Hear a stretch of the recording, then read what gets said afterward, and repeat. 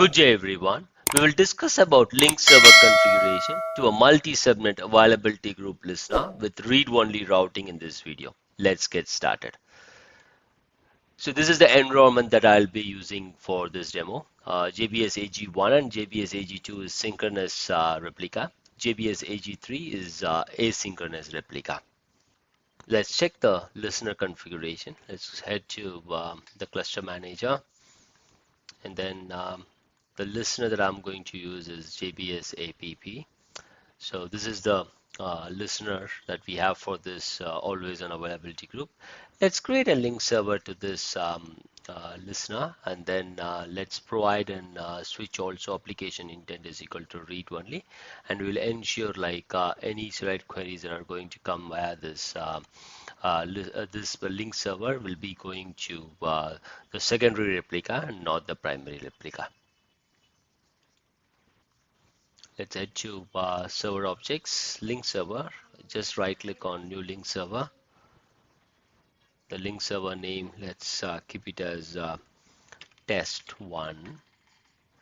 And then I'll be using other data source, and I think we should be okay with Microsoft OLADB provided for SQL Server. Product name, what we will do is like let's leave it maybe yeah, we will leave it blank here, and data source would be your listener name, which is JBS APP. Provider string. Let's put the switch here, which is your application intent is equal to read only. So before clicking on OK, what we'll do is like let's look at the read routing list configuration. So let's go to the read routing list here, and then on JBS AG1 we have an load balanced read only routing list, wherein for JBS AG1 we are routing our connection for read only connections to AG3 and AG2. Likewise for AG2 and AG3 also we have the configuration here. So this is the read routing list details. What we'll do now is like let's head to security here, and then let's use be made using the logins current security context, and let's click on OK and then see if it works. Yep, I'm able to connect to it. So let's do a select at server name and ensure like we are connected to JBS AG1. So we are connected to JBS AG1. So now what we'll do, we will query our link server and then see if the link server is basically taking us to one of the secondary. So let's query our link server. The link server that we have created is test1. So let's run each of these two things. So if you see here, the first one that we are seeing is returning JBS AG1, and the second one is also returning JBS AG1. The reason for that one is because we are making a connection to the master database for the second query also. So it is time now to change the initial catalog that is present in this link server. So if you see here, the link server here, basically you have this catalog that needs to be changed to the user database that is present in the availability group. So right now I don't have an option to change it, edit it. Maybe it's a bug as far as the link server is concerned. So what we'll do is we'll just query it out, script, or else what we'll do is let's drop it and recreate it. That would be even easier. So right click, new link server, test1, OLADB SQL server is fine. We'll connect to the listener as far as the data source is concerned, and then provider string is application intent is equal to read only, and this is the thing that we have not done last time. Let's give the database name. So we know that the listener name is JBS APP, and let's look at the database name, which will be JBSWiki. But I just want to show you guys. So what I'll do is I'll put it as JBSWiki, then go to security here, and then select this option, be made using the logins current security context. So let's click on OK. So now let's run it again. So now if I see here, It is basically telling like select attached server name comes with JBSAG1, and then a select attached server name using the link server shows as JBSAG2. Let's run it one more time. It is definitely pointing to um, the secondary. Let's click on a new query window. I just want to show like how the load balancing stuff works. So if we run this, we are able to see that the attached server name is basically JBSAG1, and then the link server is basically getting the information for the server name information, which is the secondary. So we are pretty sure like this is working fine. We don't have any issues at all. What I wanted to show is like when I open the second query window, I thought like instead of JBS AG2, it should be JBS AG3, but the load balancing is not happening at least for the link servers. But when you try to connect from an application or from SQL CMD from your command prompt, for each connection, it will be doing a round robin travel. That is, first, if it is going for JBS AG2, then it goes to the next secondary, which is JBS AG3. But um, for your link server, it is not happening. So what I'll do is like I will do one more thing. Like I will create a new connection, and that way, I think like we should be able to see if it is moving on to another secondary. Let's see that. So let me execute it.